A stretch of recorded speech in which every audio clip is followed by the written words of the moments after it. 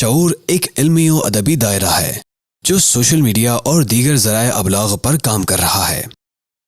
شعور institute and media network کی جانب سے تفہیم مغرب کورس۔ بسم اللہ الرحمن الرحیم۔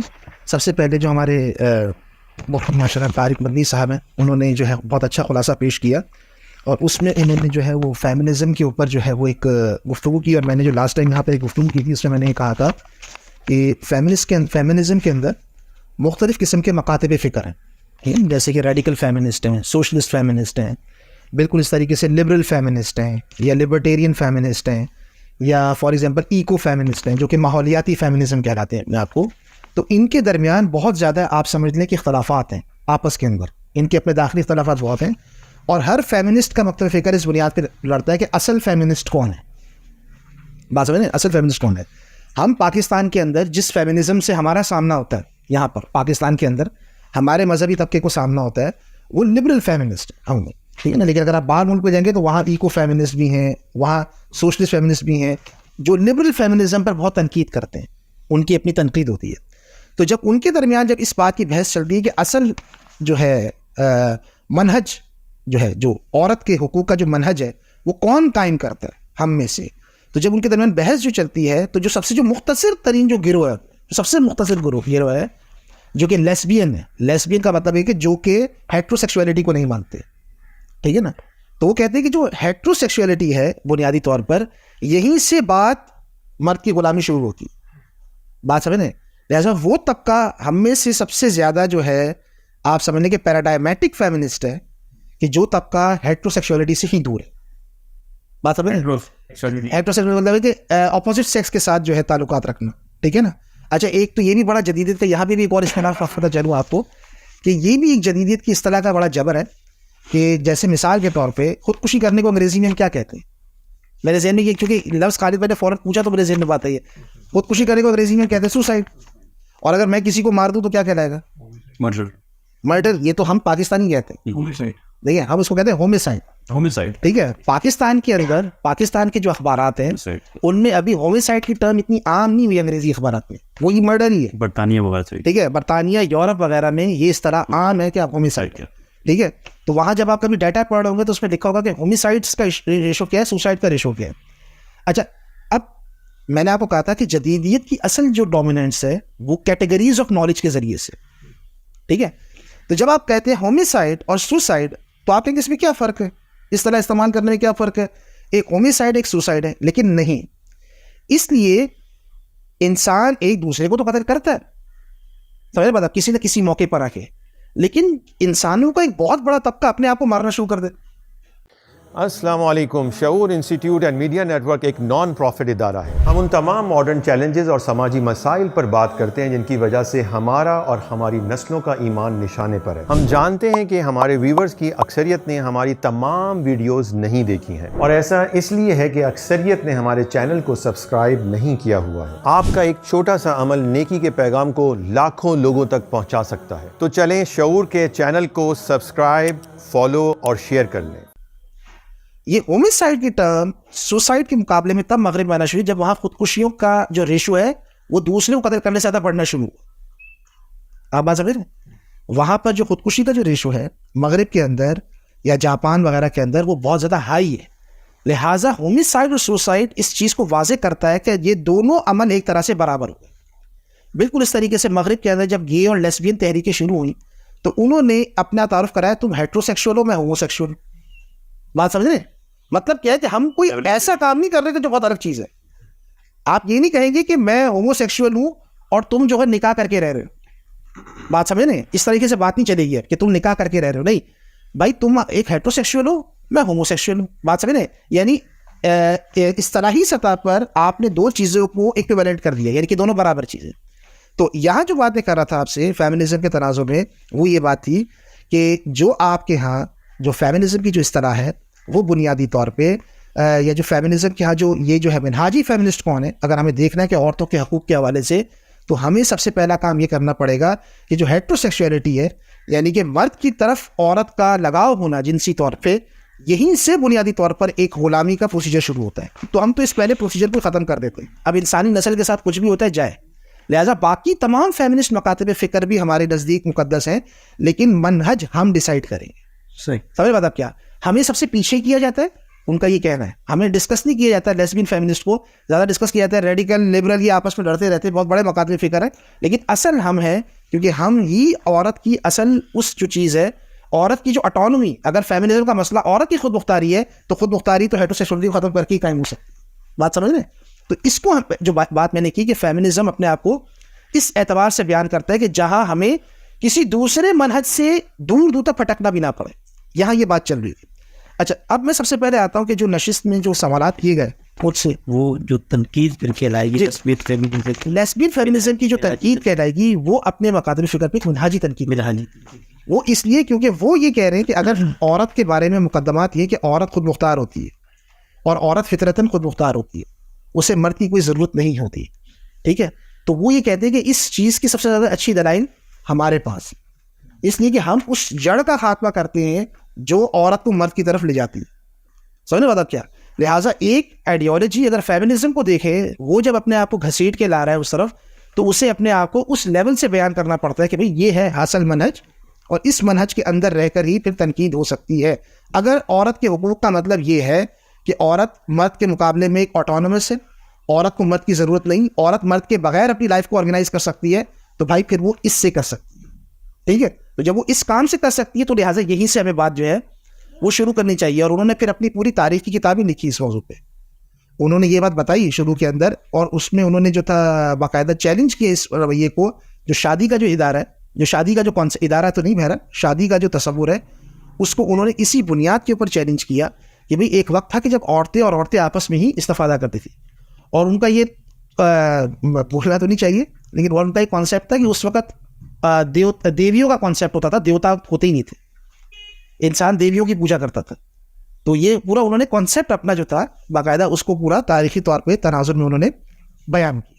اچھا، اب آ جاتے ہیں ہم سوالات کی طرف. پہلا، اچھا ایک چیز تو میں سب سے پہلے آپ کلیئر کرتا چلوں کہ جب ہم بات کرتے ہیں اسلامی تاریخ کی، دیکھیں ایک تو چیز سب سے پہلے اس کو سمجھنے کی ضرورت ہے کہ جب ہم بات کرتے ہیں اسلامی تاریخ کی، یا اگر ہم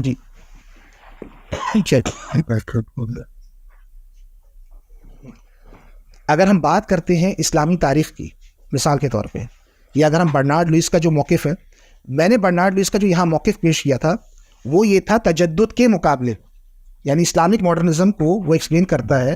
جو برنارڈ لوئس ہے وہ یہ کہتا ہے کہ 3 چیزوں کے معاملے میں اسلامی تاریخ میں جو اسلامی جو آپ کی جو ہے اس میں کبھی اختلافات نہیں ہیں، جو اسلامی علمیت ہے ان میں سب سے پہلا جو اختلاف ہے وہ آپ کے سامنے اس نے یہ کہا کہ غیر مسلم مساوی نہیں ہو سکتا مسلمان. دوسرا غلامی، یعنی کسی کو چیلنج نہیں کیا اسلامی تاریخ میں اس بات کو کہ غلامی نہیں ہونی چاہیے، ٹھیک ہے. یا کسی نے آگے سے یہ نہیں کہا کہ جیسے مثال کے طور پہ کیا کہتے ہیں کہ عورت جو ہے وہ آزاد نہیں ہونی چاہیے، یا غیر مسلم مسلمان کے مساوی نہیں ہو سکتا. اس کا یہ کہنا ہے کہ یہ 3 چیزیں جن پر اسلامی تاریخ میں کبھی اختلاف نہیں ہوا، انہی 3 چیزوں پر اختلاف کر کے جدیدیت اپنا تصور قائم کرتی ہے اسلامک ماڈرنزم، کہ غیر مسلم مسلمان بھی برابر ہے، ٹھیک ہے. دوسرا تصور غلامی بالکل نہیں ہونی چاہیے، غلامی بھی کرنا حرام ہے، سب کچھ جرم ہے. اور تیسرا کانسیپٹ یہ ہے کہ مرد اور عورت کے درمیان بھی مساوات پائی جاتی ہے. اس نے اس تناظر میں پیش کیا. اس پر جو ایک اشکال پیدا ہوا وہ ختم نبوت کے حوالے سے پیدا ہوا. پہلی چیز تو یہ کہ میں اس چیز کو یہاں تک ریسٹرکٹ نہیں رکھتا ذاتی طور پہ کہ جہاں تک برنارڈ لوئس نے 3 چیزوں تک اپنے آپ کو مقید کیا ہے، کیونکہ میں نے اپنے تمام لیکچرز میں اس سے پہلے واضح کیا ہے کئی مقامات پر کہ اس کے علاوہ بھی کئی چیزیں جس میں پوری اسلامی تاریخ متفق رہی ہے. بات سمجھ رہے؟ یہ 3 چیزیں نہیں ہیں. میری بات تو یہ، اگر کوئی کہتا ہے کہ یہ 3 چیزوں کے علاوہ نہیں، اس کے علاوہ بھی کئی جگہیں ہیں. جیسے مدرسے کے بارے میں نے مثال دی کہ سند کون دیتا تھا؟ عالم دین دیتا تھا. بات سمجھ رہے؟ مدرسہ سند نہیں دیتا تھا اسلامی تاریخ میں، مدرسہ ہوتا تھا پر سند کون دیتا تھا؟ عالم دین دیتا تھا. سند کسی ادارے سے نہیں ملتی تھی، سند بنیادی طور پہ کس سے ملتی تھی؟ فرد سے ملتی تھی، جو شخص ہے جو بنیادی طور پہ وہ باقاعدہ موجود ہوتا تھا. اس کے علاوہ بھی میں نے یہاں پہ 2-3 مثالیں عرض کی. لیکن ایک چیز جو میں یہاں پہ کلیئر کرنا چاہتا ہوں بہت زیادہ ضروری ہے، وہ یہ ہے ایک چیز کا اسلامی علمیت میں ہونا، ایک چیز کا اسلامی تاریخ میں پایا جانا. اسلامی تاریخ میں دین الہی ملتا ہے یا نہیں ملتا؟ اکبر کا. لیکن اگر کوئی شخص کہے کہ یہ اسلامی علمیت کے داخلی تناظر سے پیدا ہوا، کیا کہیں گے آپ؟ وہ تو کفر کر رہا ہے. دین الہی اسلامی تاریخ میں کوئی داخلی اختلافات پیدا ہونے والا تھا؟ بالکل نہیں تھا. ٹھیک ہے. اسی طریقے سے یونانی فلسفہ پڑھایا جاتا رہا, ٹھیک ہے. اسلامی تاریخ میں لوگوں نے قبول کیا, کچھ لوگوں نے قبول کیا, ٹھیک ہے, لیکن کیا یہ کہا جائے گا یہ اسلامی تاریخ اسلامی علمیت کے داخلی تناظر سے پیدا ہو؟ بالکل اس طریقے سے منکرین ختم نبوت یعنی کہ مسلمہ کذاب, نبی پاک صلی اللہ علیہ وسلم کی حدیث تھی کہ میری امت میں 30 کذاب پیدا ہوں گے, ٹھیک ہے. تو کیا منکرین ختم نبوت یا خاتم نبوت کا انکار کرنے والے مثال کے طور پہ ایسی اسلامی تاریخ میں ہوئے, لیکن کیا معاذ اللہ اسلامی علمیت کے داخلی اختلافات سے پیدا ہوئے؟ یہ کہہ رہا تو کفر کہلایا جائے گا, ٹھیک ہے نا. یعنی اس وقت تو الحمدللہ علماء کا فتویٰ یہ ہے کہ جو قرآن میں لفظ خاتم آیا ہے اس کے ترجمے کو بھی آپ ختم سے پھیر نہیں سکتے, جو قادیانی کرتے افضل کی طرف لے کے جاتے. یعنی جب لفظ خاتم ہے, خاتم کا معنی کوئی قرآن کی آیت کا افضل کرنے کی کوشش کرے, اور یہ بھی کہہ رہا ہوں کہ میں مانتا ہوں پیغمبر سے وہ خاتم نبوت ہے, لیکن قرآن کی اس لفظ کا جو اجماعی ترجمہ ہے ختم نبوت کا کہ خاتم کا معنی جو ہے آپ کو آخری نبی ہی کرنا ہے, آخری نبی ہی کرنا ہے, اس سے بھی اگر کوئی شخص کرنے کی کوشش کرے تو یہ بھی سیدھا سیدھا علماء اس کو کفر کہتے, کیونکہ یہ باقاعدہ راستہ فراہم کرنا ہے اس چیز کے لیے کہ معاذ اللہ جو منکرین ختم نبوت ہے ان کو دینے کے لیے. تو جس چیز کو ادھر یہاں ایکسپلین کیا گیا وہ یہ چیز تھی کہ کوئی اسلامی تاریخی پوزیشن نہیں تھی. اور جہاں تک بات برنارڈ لوئس کا تعلق ہے تو میں نے اپنی گفتگو میں اس کو 2 دفعہ کہا کہ ایک دشمن اسلام برنارڈ لوئس یہ کہتا ہے, ٹھیک ہے. تو جب میں یہ کہہ رہا ہوں کہ دشمن اسلام یہ کہتا ہے تو یقیناً الحمدللہ ہمارے ہاں جتنے بھی لوگ یہاں بیٹھے ہیں وہ خود سمجھ جائیں گے کہ دشمن اسلام کی رائے کو کس طرح لینا چاہیے. جب آپ کسی شخص کے بارے میں یہ بات پیش کریں گے کہ جی یہ دشمن اسلام کی ایک رائے ہے, تو برنارڈ لوئس کو میں نے 2 سے 3 دفعہ یہاں اگر پیش کیا ہے تو ایک دشمن اسلام ہی کے تناظر کے اندر یہاں پر پیش کیا. دوسرا سوال جو انتہائی امپورٹنٹ ہے وہ یہ تھا کہ آپ نے فرمایا کہ امام ابو حنیفہ سے لے کر امام بخاری تک سب جو نئے آنے والے حضرات ہیں ان کے سامنے ریپیٹ کر دوں گا, چین والی موضوع روایت پر عمل کرتے آئے ہیں. ایسے میں سوال یہ ہے کہ آپ کے نزدیک تعامل سلف موضوع روایات پر قائم ہو سکتے ہیں؟ علم حاصل کرو چاہے تمہیں چین جانا پڑے, یہ روایت ڈسکس ہوئی یہاں پہ, جی جو آپ اسے پرانی نشست میں ادھر آتے رہے وہ جانتے ہوں گے. تو علم حاصل کرو چاہے تمہیں چین جانا پڑے, اس میں ہوا یہ تھا کہ ہمارے ساتھ کچھ, میں بھول کے نام شاید آپ ہی تھے, آپ ہی نے کہا تھا موضوع روایت ہے. جی آپ نے میں کہا تھا اس پر وضاحت دوں گا. ہمارے ایک اور دوست ہیں وہ بتا رہے تھے کہ امام ابن جوزی نے موضوع قرار دیا. ہاں, امام ابن جوزی نے موضوع قرار دیا. تو میں نے یہاں یہ کہا, میں نے یہ بات کہتے ہوئے کہی کہ یہ جو روایت ہے ہم یہاں ڈسکس کر رہے تھے کہ 19ویں صدی کے بعد سے ہم نے اسلامی تاریخ میں وہ روایات جو کہ اتنی نہیں تھی عام, انہیں عام کیا گیا علم کے تناظر میں. یعنی جدید مغرب سے علم حاصل کرنے کے تناظر میں کئی روایات ہیں جن کو عام کیا گیا. اس کے ضمن میں نے ایک روایت بتائی کہ علم حاصل کرو چاہے تمہیں چین جانا پڑے, ٹھیک ہے. اچھا, یہ روایت ہم نے اسکول کے ٹائم سے بچپن سے ہم لکھتے چلے آ رہے تھے, جب میٹرک میں پڑھتے تھے, جب ہم لوگ کرتے تھے ایسے لکھتے تھے کہ علم حاصل کرو. علم کی فضیلت میں صرف ہمیں ایک روایت یاد تھی بچپن سے, ٹھیک ہے, اور اسے اتنا بتایا گیا کہ ہر بچہ ہی جانتا ہے. تو یہاں ایک محترم عالم دین تھے, انہوں نے بھی آگے سے کہا کہ بھائی یہ روایت موضوع ہے. میں نے یہاں اس روایت پر گفتگو کرتے ہوئے کہا کہ اسلام الحمدللہ جدیدیت کا مقدمہ کسی موضوع روایت سے بھی ثابت نہیں ہوتا. میں یہ کہہ رہا تھا, بات کیا کہہ رہا تھا کہ جدیدیت کا مقدمہ کسی موضوع روایت سے بھی ثابت نہیں ہوتا. وہ اس طرح کہ جہاں چین سے مراد ہے تو یہ عرب کے ہاں باقاعدہ ایک ڈسٹینس کے لیے ہوتا تھا کہ بھائی علم اگر اتنے فاسٹ میں موجود ہے تو پہنچ جاؤ. اچھا, میں نے اس کے بعد یہ نہیں کہا کہ امام بخاری نے چین والی روایت پر عمل کیا, میں نے کہا اس کا تاریخ میں موجود ہے. یعنی اسلامی تاریخ میں یہ بات الحمدللہ موجود ہے, امام ابو حنیفہ, امام بخاری, کہ جنہوں نے علم کے لیے کتنا سفر کیا. بات سمجھ رہے ہیں؟ اس کے ضمن میں نے بات کر کی تھی کہ اگر روایت کو ویسی مانا جائے کہ علم حاصل کرو چاہے تمہیں چین جانا پڑے, تو سارے لوگ چائنا کی اسکالرشپ کے لیے آج کل اپلائی کیوں نہیں کرتے, سارے لوگ امریکہ یورپ ہی کیوں جا رہے ہوتے ہیں. بات سمجھ رہے ہیں؟ اگر کسی کو آپشن ملے امریکہ کی کسی یونیورسٹی میں جانے کا یا چائنا کی یونیورسٹی میں جانے کا, تو پاکستان کا نوجوان کہاں جانا پسند کرے گا؟ تو سب آنکھ بند کر کے امریکہ ہی جائیں گے, امریکن یونیورسٹی میں اپلائی کرنا کوشش کریں. تو میں نے یہاں یہ بات کی جو چین والی روایت کے ضمن میں, وہ یہ بات تھی کہ الحمدللہ جو شریعت کا مقدمہ ہے وہ کسی موضوع روایت سے ثابت نہیں ہوتا.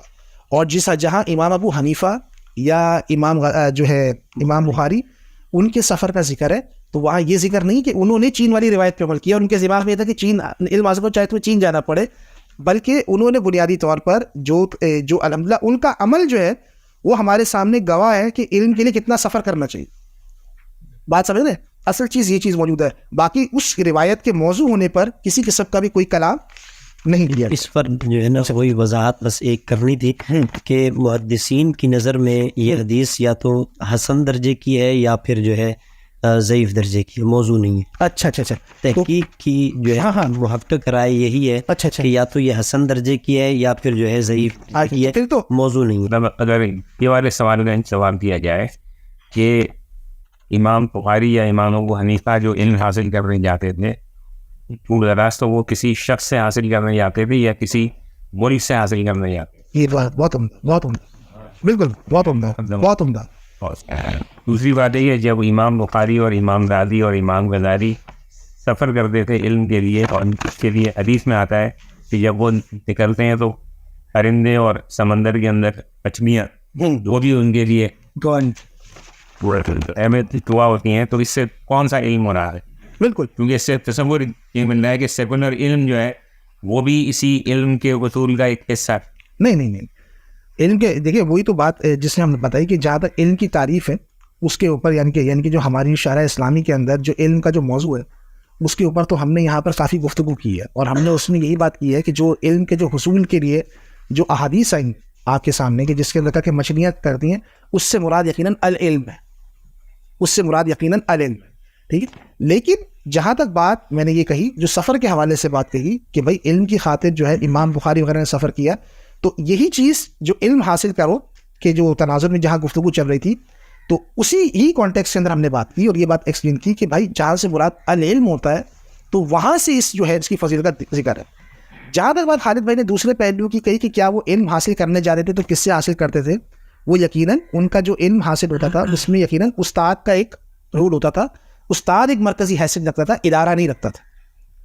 آپ سمجھ بات، یعنی بنیادی طور پہ ہماری جو تاریخ میں علماء کرام نے جو علم حاصل کیا ہے تو وہ کہیں اداروں میں جا کر علم حاصل نہیں کیا، بلکہ ان کا جو تعلق رہا ہے خصوصی طور پہ یا خالصتاً جو ان کا تعلق رہا ہے وہ خالص تعلق ان کا کیا رہا ہے، شخصی جو تھا، بنیادوں کے اوپر وہ باقاعدہ شخص کے پاس جاتے تھے.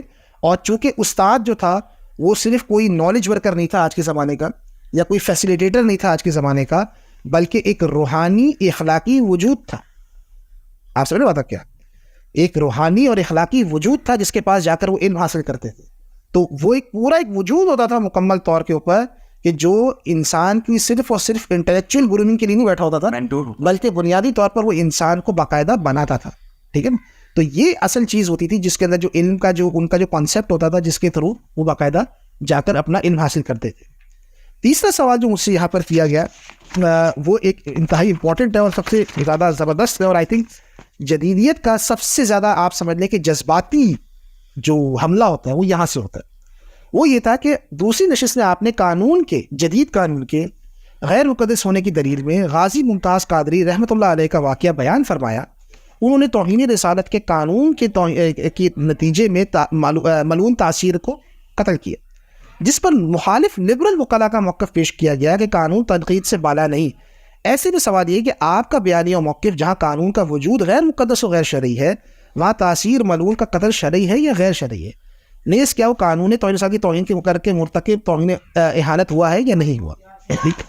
بنیادی طور پر جو بات یہاں پر کی گئی وہ یہ ہے کہ سلمان تاثیر کا جو قتل ہے اس کے صحیح ہونے میں میرے خیال میں دو رائے تو اس کے صحیح ہونے پہ میرے خیال میں کوئی اختلاف تو ہو نہیں سکتا. کہ جب میں نے یہ کہا کہ جدید قانون جو ہوتا ہے یعنی کہ جب نبی جو قانون توہین رسالت جب آپ نے رسول اللہ صلی اللہ علیہ وسلم کے قتل کرنے کے حوالے سے جو ایک شرعی مسئلہ ہے اسے ایک قانون میں ریاستی قانون میں جب بنایا تو اس کے جج نے آگے سے یہ کہا کہ جب یہ قانون کا حصہ بن گیا تو اس پر تنقید ہر قانون پہ ہو سکتی ہے. پاکستان کے آئین نے کہیں کوئی دفعہ لکھی ہے کہ قانون توہین رسالت پر کوئی تنقید نہیں ہو سکتی؟ بھائی پاکستان کا پورا آئین جو ہے اس کے ہر شق پر آپ تنقید کر سکتے ہیں، تو یہ شق باقی شقوں سے بالاتر کیسے؟ ٹھیک ہے، سلمان تاثیر نے چونکہ اس شق پر تنقید کی تھی لہٰذا یہ قانون توہین رسالت آپ کا یہ قتل کرنا غلط تھا. اس کے ضمن میں نے یہاں پہ بات عرض کی تھی کہ جب آپ شرعی کسی بھی مسئلے کو چاہے وہ حدود کا مسئلہ چاہے وہ تعزیرات کا مسئلہ ہو اسے آپ جدید قانون کے ضمن میں لے کر آتے ہیں تو اسے غیر مقدس کرتے. ٹھیک ہے، اچھا اس بات کو کہا گیا کہ بھئی یہ تو لبرل جو وکلا ہے یہ تو ان کا موقف ہے. میرا خیال میں جدیدیت کی سب سے بڑھ کر آپ سمجھ لیں کہ جو اس کا آپ جذباتی حملہ ہوتا ہے وہ ایسا ہی ہوتا ہے. وہ ایسے ہوتا ہے کہ مثال کے طور پہ آپ سارے یہاں ماشاءاللہ لوگ بیٹھے ہوں اور آپ میں سے اگر یہ کوئی شخص بولے کہ بھائی جو بھی نبی پاک صلی اللہ علیہ وسلم کی توہین کرے گا اس کی سزا قتل ہے، اور کوئی لبرل یہاں بیٹھا ہو بولے یہ تو دشمنان اسلام کا موقف ہے کہ اسلام ایسا کرتا ہے, ٹھیک ہے, یا اگر مثال کے طور پہ بولے کہ اسلام میں جہاد جو ہے نا وہ انتہائی امپورٹنٹ ہے اور کفر کو اسلام برداشت نہیں کرتا, تو کوئی کہیے تو مستشرقین کا موقف ہے آپ بیان کریں. مستشرقین یہ کہتے تھے کہ اسلام جو ہے نا وہ کفر کو برداشت نہیں کرتا, لہٰذا آپ کا یہ کہنا غلط ہے کہ اسلام برداشت نہیں کرتا. آپ کو یہ کہنا چاہیے کہ اسلام کفر کو برداشت کرتا ہے, یہ مستشرقین کا موقف نہیں ہے. سمجھ رہے بات آپ کیا؟ یا اسلام نے جو ہے آزادی نہیں ہے, تو یہ تو مستشرقین دشمنان اسلام کا موقف آپ پیش کر رہے ہیں یہاں پر بنا کے. آپ کو کہنا چاہیے کہ اسلام میں آزادی ہے, ایک قدر کے طور پر ہے, اس سے اسلام کا دفاع ہوگا. پچھلے 150 سال سے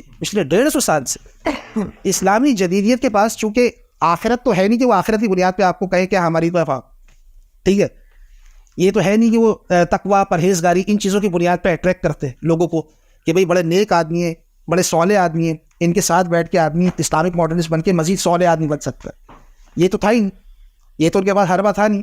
لہٰذا انہوں نے جس چیز کو سب سے زیادہ پھیلایا 19ویں صدی سے, وہ صرف اس آرگیومنٹ کو پھیلایا کہ بھائی آپ جو موقف پیش کر رہے ہیں نا, جیسے جاوید گاندھی ہے, اس نے کہا کہ بھائی یہ جو ہم توہین رسالت کے مسئلے میں قتل کرتے ہیں نا, جب گاندھی سے سوال پوچھا کسی نے کہ بھئی یہ جو کفار یا جو یورپ میں جو اس وقت توہین رسالت ہو رہی ہے اس کی کیا وجہ ہے, تو گاندھی نے یہ کہا کہ اصل میں جو تصور اسلام ہم نے ان کے ذہنوں میں ڈالا ہوا ہے تو وہ شاید اس طرف نکل پڑے. بات سمجھے نا, یعنی آپ کا جو اصل اسلامی علمیت کا تصور ہے اس کے نتیجے میں پیغمبر کی گستاخی ہو رہی ہے اکارڈنگ ٹو جاوید گاندھی یہ کہہ رہے ہیں. لہٰذا آپ کو چاہیے کہ آپ ایسا روشن تصور پیش کریں کہ گستاخی ہی نہ کریں. بات سمجھ رہے ہیں, یعنی آپ کو چاہیے کہ آپ اسلام کا ایک ایسا تصور پیش کریں, ایک ایسا پہلو پیش کریں ان کے سامنے کہ وہ پیغمبر کی تعریف کریں. آپ نے ان کے سامنے ایسا تصور پیش کیا ہے, آپ کہتے آپ جب یقیناً آپ جب ان کو یہ بتائیں گے قرآن کی روح سے کہ بھئی آپ کی تو یہ حیثیت ہے کفار کی نظر میں, تو وہ آپ کی کیسے رسپیکٹ کرے گا ایک کافر؟ سمجھ بات آپ کیا سوال یہ کہ کیا اسلامی تاریخ میں یا مسلمانوں میں سے کس نے بھیک مانگی کفار سے کہ پیغمبر کی رسپیکٹ کریں؟ ہم تو اپنا فیصلہ دے رہے ہیں قتل کرنے کا. بھائی بات سمجھیں, ہم تو اپنا فیصلہ دینے جا رہے ہیں. ہم نے کب کہا کہ بھائی ہم سے بھیک مانگی ہے کہ اس موقع پہ؟ تو وہ یہ جو تصور ہے نا ہمارا کہ جب ہم یہ کہتے ہیں بات کہ جی یہ تو فلانے کا موقف ہے, اس بنیاد کے اوپر آپ نے یہ بات پیش کر دی, یا آپ نے اس چیز کے اوپر جو ہے جو آپ نے ایک بات پیش کر دی, اس موقف کی بنیاد کے اوپر آپ نہیں یہ کہہ سکتے کہ جی یہ چونکہ دشمنان اسلام کا موقف ہے. اور جدیدیت کی سر سید احمد خان سے لے کے سب کی یہ اپیل تھی کہ بھائی اسلام میں چونکہ جو ہے غلامی ہے, لہٰذا اب یہ دشمنان اسلام کا موقف ہے, یہ دشمنان اسلام کا موقف ہے کہ غلامی ہے اسلام میں. ہمارا کام یہ ہونا چاہیے کہ ہم ثابت کریں کہ اسلامی تاریخ میں غلامی نہیں تھی.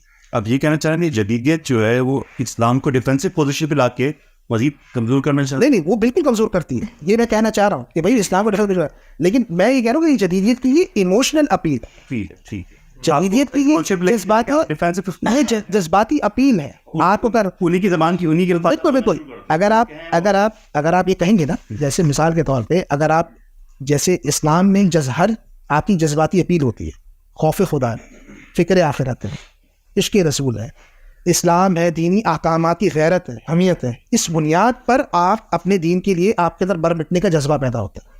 آپ بات سمجھ رہے ہیں؟ جدیدیت نے پچھلے 150 سال سے یہی ایموشنل اپیل پیدا کی ہے کہ آپ جو بات کر رہے ہو نا یہ تو کفار کا موقف ہے, اصل اسلام کے ڈیفینڈ کرنے والے ہم ہیں.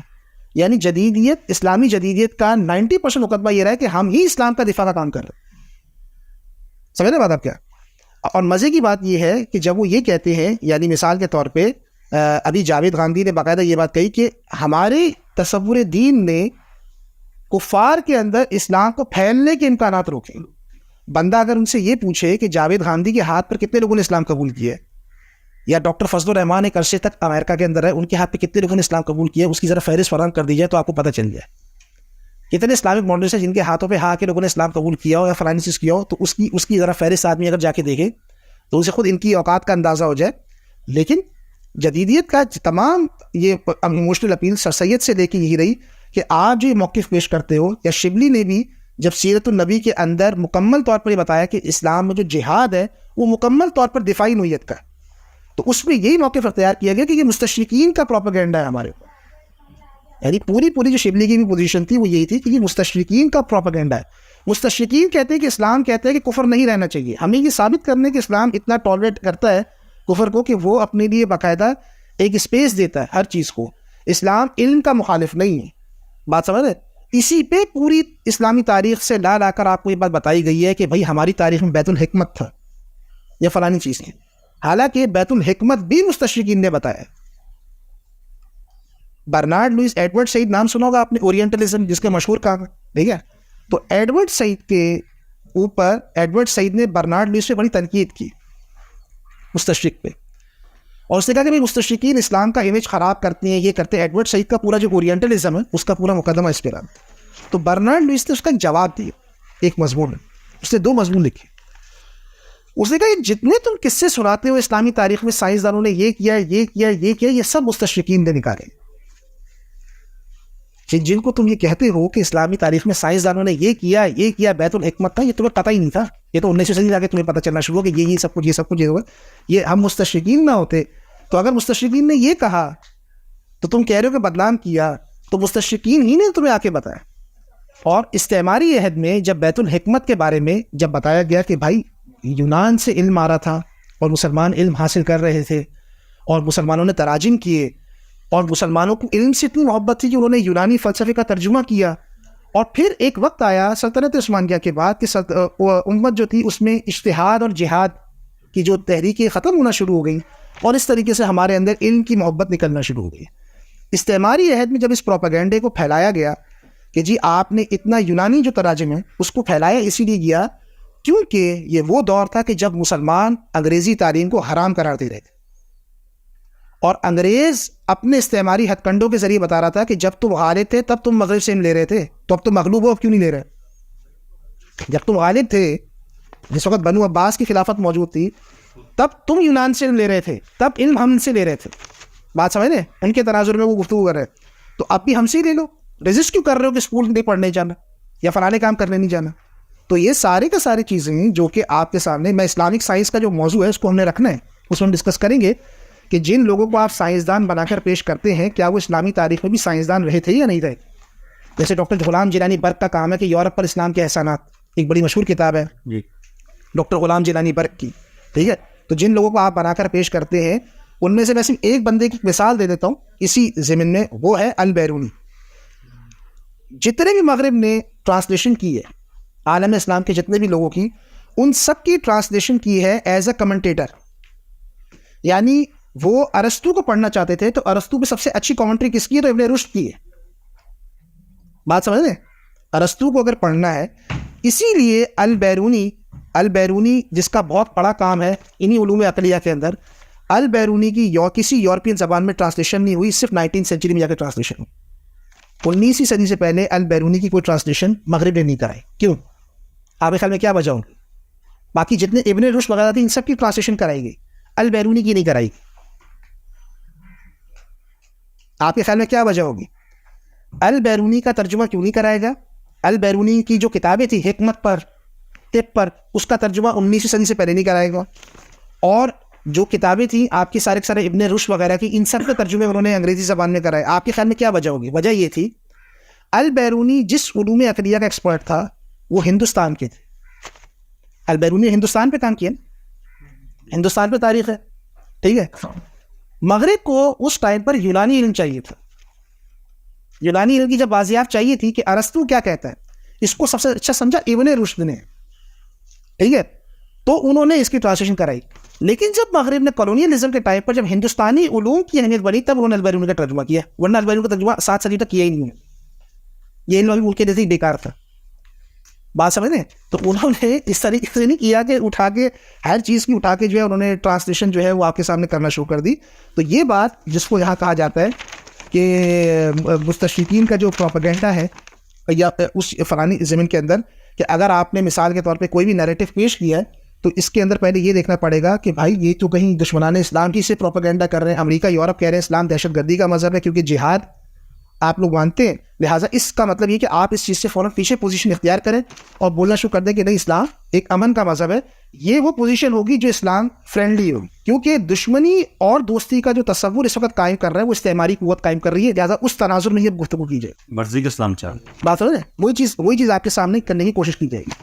اگلا سوال جو میرے سے جو کیا گیا وہ تھا نشستوں میں سیکولرزم اور دیگر مغربی اصطلاحات کے معنی و مفاہیم مغربی مفکرین کی روشنی بیان کرنا، اور اسی طرح خود معاشرت اسلامی کے توارث و تعامل کو غیر شعوری طور پہ بھول جانے کے نتیجے میں کیا اس بیانیے کو تقویت نہیں ملتی کہ کفریات کے بارے میں خود کفر کا موقف یا داخلی تنقید انٹرنل کرٹیک پر اصرار کے نتیجے میں اسلام کا اعتقادی محاکمہ زیر بحث نہیں رہتا ہے؟ ایسے میں جس کو آپ منہاجی تنقید کہتے ہیں وہ اس ایکیڈیمک تنقید کے تناظر میں کیوں کر ممکن ہے؟ اچھا، یہاں میں بات بتانا چاہتا ہوں کہ جب آپ یہاں پر جو بھی مغربی اصطلاحات بیان کی گئی ان سب کا ترجمہ، یعنی اصطلاحات کے بارے میں تو ہماری پوزیشن یہ ہے کہ اصطلاحات کا مغربی اصطلاح کا اسلامی ترجمہ کرنا اور اسلامی اصطلاح کو مغربی معنی دینا، یا اسلامی اصطلاح کا اسلامی ترجمہ کر کے اسے اسلامی تاریخی تناظر سے کاٹ دینا، یا مغربی اصطلاح کا مغربی ترجمہ کر کے اسے مغرب کے تناظر سے کاٹ کے اسلامی تناظر میں لے آنا۔ یہ چاروں عمل جو ہوتے ہیں ان چاروں پر ہی مکمل طور پر اس سے پہلے تنقید کی گئی ہے۔ لیکن اب میرا جو یہاں پر جو بنیادی موضوع ہے وہ یہ رہا ہے کہ بھائی جب آپ کو مغرب کی جو اصطلاح ہے اگر آپ کو اس کو دیکھنا ہے تو آپ پہلے مغرب کی اصطلاح کو اس کی تاریخ اور علمیت کے دائرے میں دیکھیں گے، اس کے بعد آپ جا کر یہ سمجھیں گے کہ کیا اسلام میں ایسا ہے یا نہیں، ٹھیک ہے؟ کیونکہ اعتقادی محاکمہ تب ہو سکتا ہے، اعتقادی جب آپ کو کسی چیز کا محاکمہ کرنا ہے تو تب ہو سکتا ہے کہ جب اس چیز کو اس کے پیراڈائم میں رکھیں۔ اگر آپ نے آزادی کا ترجمہ اسلامی کر دیا تو اس کا پھر اعتقادی محاکمہ کیا کریں گے؟ پھر فروعی اختلاف رہے گا آزادی سے۔ بات سمجھ رہے ہیں؟ اگر آزادی کا آپ کوئی اسلامی ترجمہ کر دیں اور آپ کہتے ہیں یہ ہے، اب مجھے اس آزادی سے اختلاف ہے، تو اب یہ اعتقادی محاکمہ نہیں رہے گا۔ اعتقادی محاکمہ کرنے کے لیے ضروری ہے کہ اس اصطلاح کو اسی فریم میں وہیں پہ رکھ کے جہاں کفر موجود ہے، جہاں وہ موجود ہے اسی فریم میں رکھ کر اس پر اسلامی تنقید کی۔ الحمدللہ اس نشست میں ہم نے کہیں پر بھی ایسا نہیں کیا کہ جو مغربی اصطلاح ہے اس کا جو ہے ہم نے کوئی اسلامی ترجمہ پیش کیا ہو، ہم نے صرف یہ کہا، اور نہ ہی ہم نے کوئی داخلی تنقید پیش کی ہے مغرب کی ابھی تک، مغرب پہ، کیونکہ ابھی تو ہم اس کے اوپر آئے ہی نہیں، یہ ہماری تعارفی نشست چل رہی ہے۔ ہم نے صرف یہ کہا کہ جو مغربی اصطلاحات ہیں آپ کے سامنے جتنی بھی موجود ہیں، آپ کے سامنے مغربی اصطلاحات ہیں، ان کو داخلی تنقید نہیں کی، انہیں ہم نے داخلی طور پہ ڈیفائن کی ہے، ٹھیک ہے؟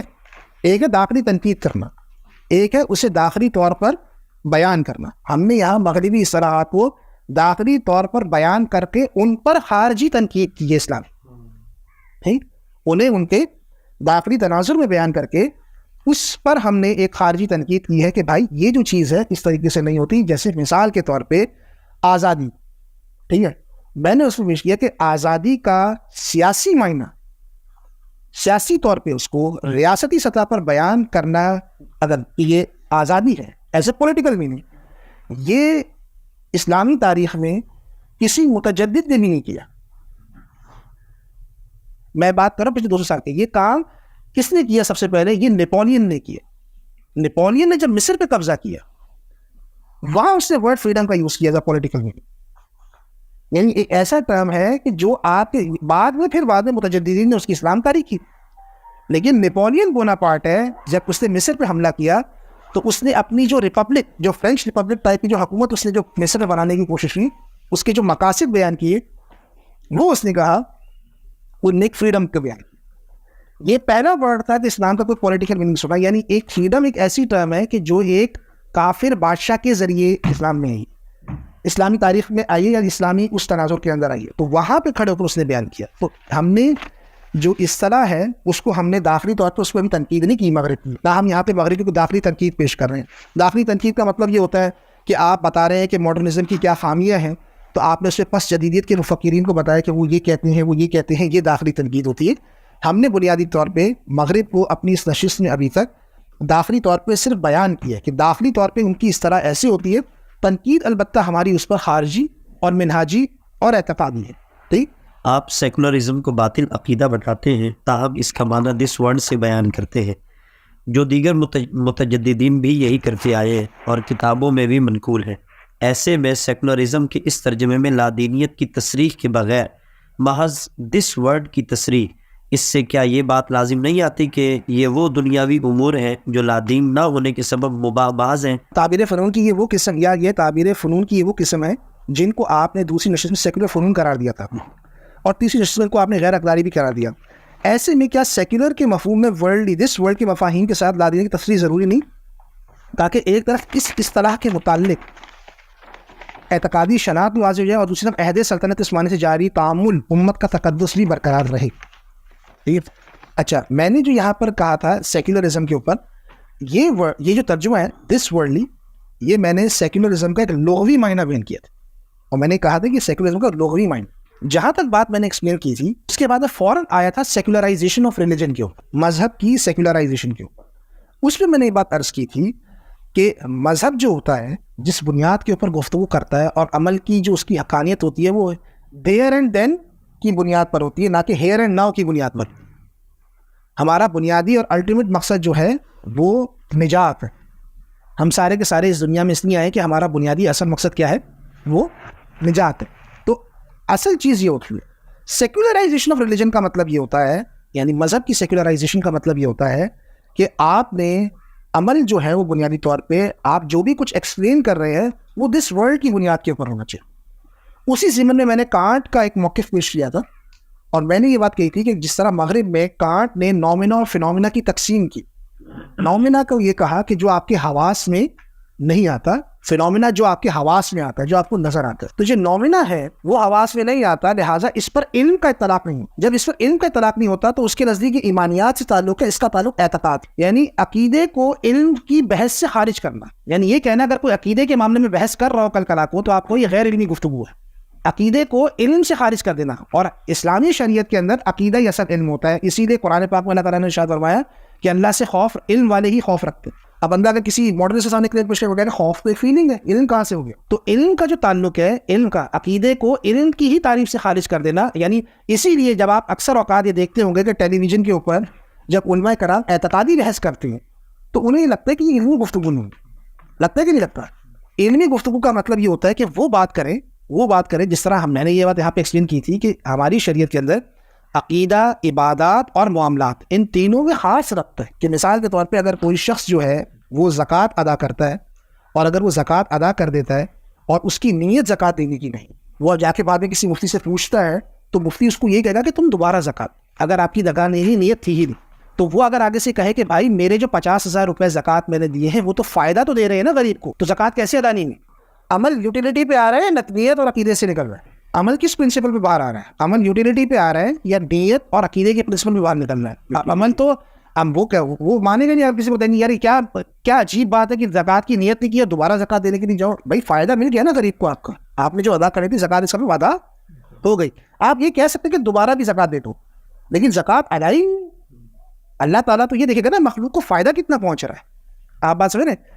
یہ ہوتی ہے جو سیکولرائزیشن آف ریلیجن ہوتی ہے. اسی لیے سیکولرائزیشن کا جو عمل بنیادی طور پر شروع ہوتا ہے وہ عقیدے کی جڑ کاٹنے سے ہوتا ہے کہ عمل کو اس کے ورلڈلی ایسنس پہ ایکسپلین کروا.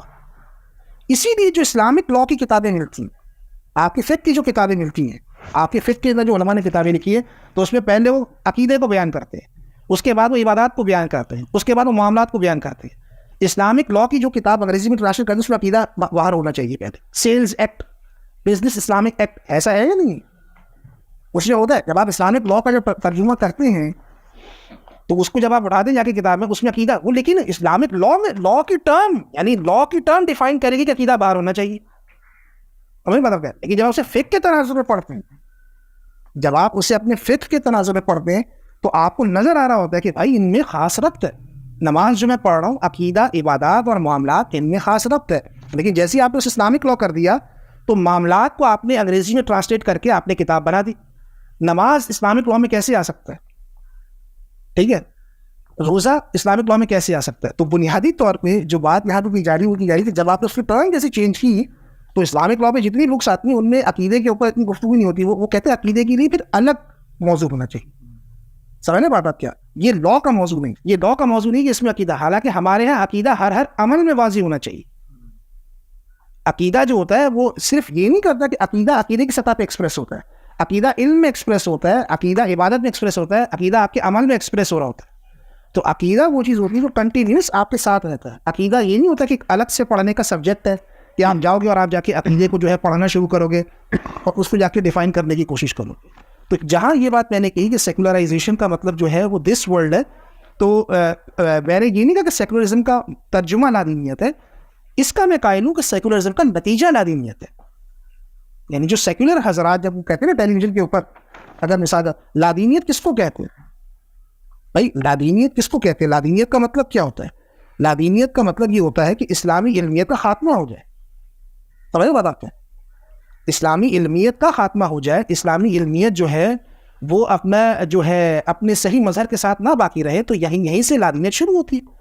تو سیکولرزم جو ہے اس کا ترجمہ لادینیت نہیں ہے، کیونکہ اکثر لوگ کہتے تھے سیکولرزم کا ترجمہ، اور میرا خیال میں اگر ہمارا مذہبی طبقہ آج بھی سیکولرزم کا ترجمہ لادینیت کرتا ہے تو اچھا کرتا ہے، چاہے وہ غلط ترجمہ کرتا ہے لیکن کم سے کم لوگوں کو پتہ تو چلتا ہے لادینیت ہی ہے.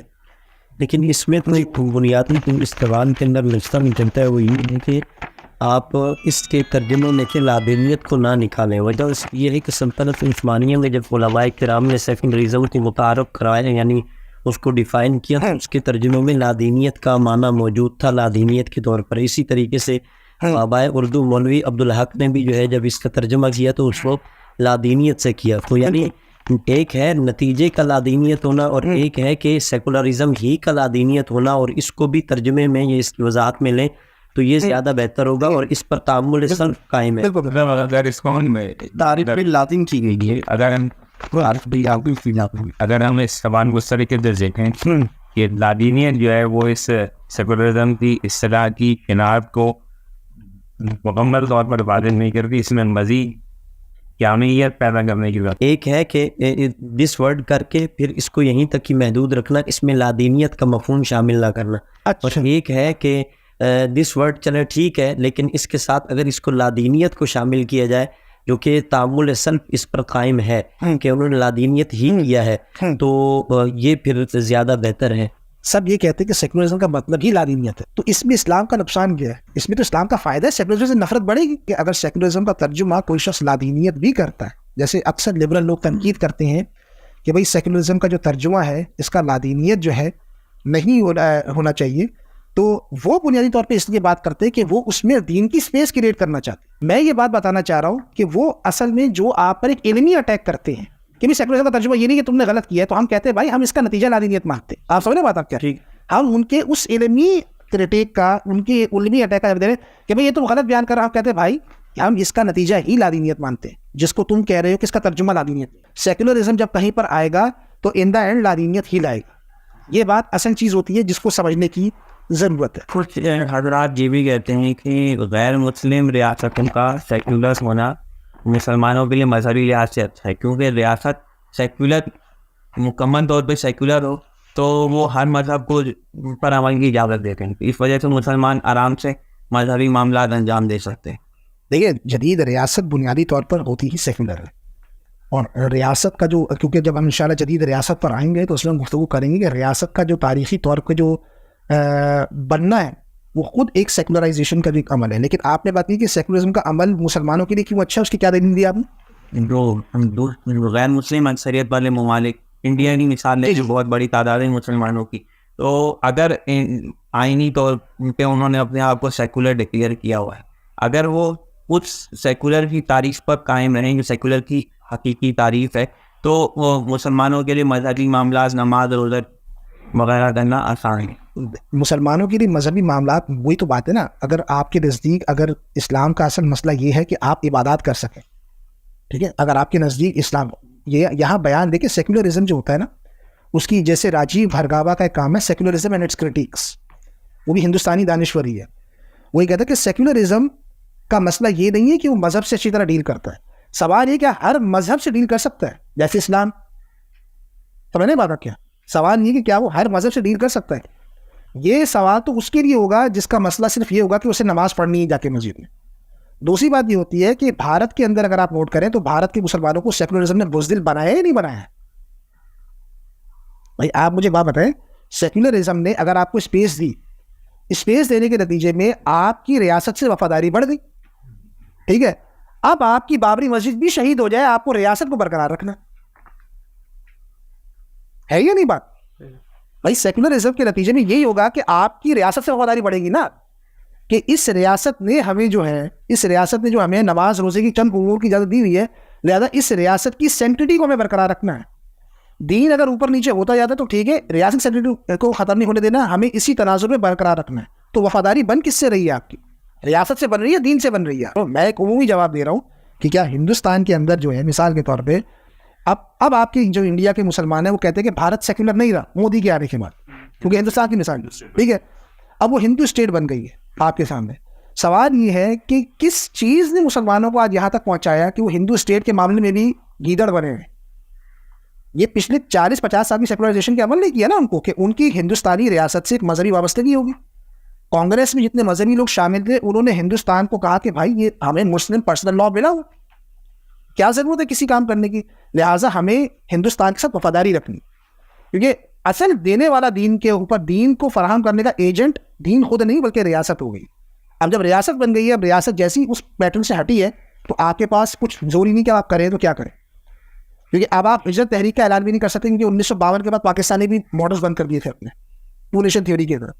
تو جو بات یہ ہوتی ہے نا کہ مسلمانوں کو جو ہے سیکولرزم کے اندر جو ہے وہ اجازت ہوتی ہے یا دین کی جو اسپیس ہوتی ہے, اس کا تو انکار ہی نہیں کرتے. دیکھیں یہ کام انگریز جب ہندوستان میں آیا تو 1857 کی جنگ کے بعد سے سر سید احمد خان نے پہلا کام, یہ سب سے پہلے جس چیز کی بنیاد رکھی سیکولرائزیشن آف ریلیجن کی, وہ یہ رکھی کہ آپ کا بنیادی کام یہ نہیں ہونا چاہیے کہ آپ غلبے کی بات کریں یا آپ اسلامی علمیت کے جو ہے تناظر کو بڑھانے کی بات کریں, آپ کا کام یہ ہونا چاہیے کہ کفر میں اسپیس کریٹ کریں.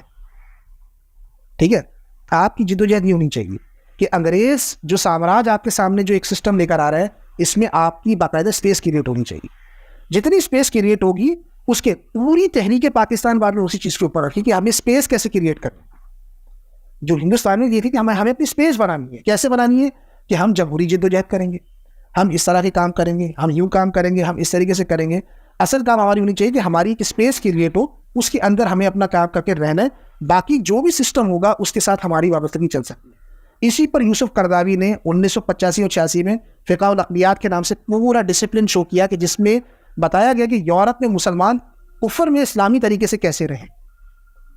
اس کو ان کے پورے راستے بیان کیے, جن کو مکمل طور پر فیسیلیٹیٹ کیا گیا اس کام کے. آپ سمجھ, کسی شخص کا استرار میں کہیں رہنا ایک اور بات ہے, اور کسی شخص کو باقاعدہ اس معاملے میں فیسیلیٹیٹ کرنا کہ ایک پورا ڈسپلن بنا دینا کہ کفر میں رہنے کا ڈسپلن کیا ہوتا ہے, یہ بالکل ایک علیحدہ موضوع ہے. تو جو سیکولرزم جس کو آپ بیان کر رہے ہیں نا, سیکولرزم کے نتیجے میں جب آپ کو ریلیجن اسپیس دیتا ہے تو آپ کی وفاداری کبھی دین سے رہتی ہی نہیں ہے. سوال اس میں آپ کے سامنے یہ ختم ہو جاتا ہے کہ دین کے مطالبات کیا ہے. کیا دین کے مطالبات سے نہیں نماز پڑھو جا کے؟ آپ سمجھ رہے ہیں یہ اسی طرح سے ممکن ہوا نا کہ جب آپ کو اس نے اسپیس دی تو آپ کے نزدیک دین کے مطالبات ہی محدود ہو گئے. آپ نے کہا روزہ رکھنے دے رہے ہو, دین کے مطالبات جب آپ کو سیکولر ریاست نے اسپیس دی اسی نے آپ کے دین کے مطالبات کو محدود کر دیا. آپ کے باقی مطالبات پہ نظر ہی نہیں رہی. اب آپ نے کہہ دیا دین کے اندر جو ہے مجھے مکمل طور پہ کام کرنے کے لیے آزادی نہیں کر سکتے. نہیں, قربانی نہیں, اس طرح کی درجن ہر ملک کی الگ الگ مثال ہوگی. یہ کسی ملک کی اور مثال دیں گے, یہ کسی ملک کی اور مثال دیں گے, آپ کسی اور مثال دیں گے. جو آپ کی دین کی تعریف ہے ابھی اس مجلس میں بیان کرتے ہوئے آپ کی دین کے مطالبات اور تعریف محدود ہو گئے, یہ بیان کرتے ہوئے کہ سیکولر ریاست نے آپ کو اسپیس دی. اگر یہاں 10 آدمی چیزیں بات پوچھنا شروع کرے یہ کر سکتے ہو تو کہ بھائی عبادات تو کر سکتے ہو نا, تو مطالبہ محدود کیا کہ نہیں کیا؟ وہ کر دیا. وہ آپ کو سیکولرائزیشن آف ریلیجن کیا ہے جی, اسٹیٹ کے تابع ہو گئے, اس کے وفادار ہو گئے. بالکل آپ کی بالکل آپ کی ساری وفاداری اس سے ہوگی نا. تو اسی کو تو سیکولرائزیشن آف ریلیجن کہہ رہے ہیں ہم یہاں پہ. اور کیا بتا رہے ہیں کہ بھائی سیکولرزم کے نتیجے میں, سیکولرزم کا جو نتیجہ ہوتا ہے اس کے نتیجے میں یہی چیز قائم ہوتی ہے کہ دین اپنی ساخت میں یا دین اپنی اس کے اوپر جو ہے وہ باقاعدہ قائم, اسلام نافذ کرنے کی بات نہیں کرنا, باقی سب مطالبہ. ہاں باقی جو مطالبات حج بھی کرنے مطالباتی سیاست, اس میں ڈسکاؤنٹ تم کو دیں گے سب سارے. بالکل وہ جس کو آپ حقوق کی سیاست کہتے ہیں اپنی زبان سے کہہ سکتے ہیں اس کو کہ اس کا ہدف جو ہے وہ اعتقاد ہوتا ہے, اور پھر ہم عملی طور پہ اپنی زندگی میں اسپیس سب سے پہلے بالکل دیکھیں سیکولرزم کا اصل آپ پر جو حملہ ہوتا ہے وہ بنیادی طور پر اعتقادی نہیں ہوتا ہے. یعنی جب آپ کبھی بھی اعتقادی حملہ کرتے ہیں اور آپ اعتقادی سطح پر جب کمزور ہوتے ہیں تو اس کے بعد جا کر جو ہے وہ آپ جو ہوتے ہیں اس کے بعد یقیناً جب آپ کو پتہ چلا, آپ کو یہ پتہ چلا مثال کے طور پہ اگر میں یہ کہوں کہ بھائی یورپ امریکہ میں مسلمانوں کو بہت آزادی ہے, وہاں لوگ اسلام پہ صحیح طرح چل سکتے ہیں, تو اس میں حدود و تعزیرات شامل ہیں, حدود تعزیرات شامل ہے, تو دین کا مطالبہ نہیں ہے. تو بھائی دین کا مطالبہ ہے, حدود تعزیرات کیا ہے؟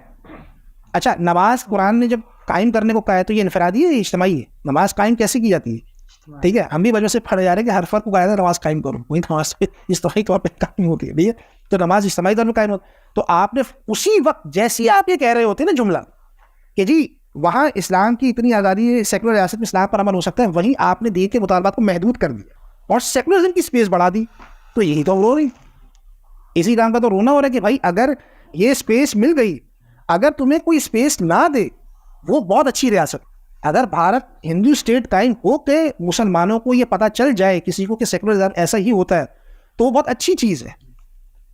اگر کفر آپ کے سامنے مکمل طور پر واضح ہو جائے, اگر آپ پر اگر آپ کے اوپر اگر آپ کو چین نہ لینے دے مثال کے طور پہ, تب آپ کے لیے اچھی چیز ہے کہ یار ہمیں اسپیس نہیں دے رہا تاکہ ہمارے سامنے چیز بے نقاب تو ہونی چاہیے, کبھی ہونی چاہیے. پاکستان کے اندر آپ مجھے یہ بتائیں کہ سب سے زیادہ ہمارے مذہبی حلقوں میں جس لیڈر کو پریز کیا گیا وہ ضیاء الحق تھا کہ اس نے اسلام کاری کی. ضیاء الحق کے بعد سے لے کے پاکستان میں جتنی بھی اسلامی تحریکیں ہیں ان کا حشر کیا ہوا, سب اسٹیبلشمنٹ پٹھو بن کے رہ گئے. 1977 کی تحریک دیکھیں, کچھ نہ کچھ مذہبی لوگ نظر آتے ہیں, اس کے بعد سے آپ دیکھیں ختم مذہبی جیسی ہی ریاست نے ضم کیا, جیسے ہی آپ نے اس کو اپنے اندر ضم کر دیا, تو اس کے نتیجہ جو نکلا آپ کے سامنے وہ یہ نکلا کہ وہ چیزیں اپنی اصل جو قوت ہے یا جو ان کی اصل جو علمیت ہے وہ باقاعدہ اپنی کھو بیٹھی. تو جب ہم یہ بات کہہ رہے ہوتے ہیں, اور اکثر ہمارے یہاں بڑے بڑے لوگ کہہ رہے ہوتے ہیں کہ وہاں اسلام پر آپ زیادہ اچھی طرح عمل کر سکتے ہو, تو ان سے پوچھا جائے کہ بھائی کیا حدود تعزیرات ان چیزوں پہ آپ عمل کر سکتے ہو؟ وہاں پہ یہاں پہ بھی یہ چیز کر سکتے ہیں نہیں. جو ریاست ہے ہم تو ان میں جو جدید ریاست ہم اس میں کوئی فرق نہیں رکھتے. یعنی میں نے یہ نہیں کہا کہ پاکستان کو اسلامی ریاست, میں نے تو یہاں یہ بات کہی نہیں. میں نے تو یہ بات اگر کہی ہو تو آپ کہیں کہ ہاں بھائی پاکستان میں بھی نہیں ہے حدود تعزیرات. میں نے تو یہ بات نہیں کی کہ پاکستان کو آپ جو جس کو, کیونکہ جدید ریاست اصلاً اسلامی نہیں, جدید ریاست کی اسلامائزیشن کا مطلب ہی سیکولرائزیشن آف ریلیجن. وہ قانون کی روح سے ہو کہیں روح سے بتا کیا ہو, اس کے نتیجے میں سیکولرائزیشن کا ہی عمل جو ہے وہ باقاعدہ آپ کا اسٹرانگ ہوتا چلا جاتا ہے.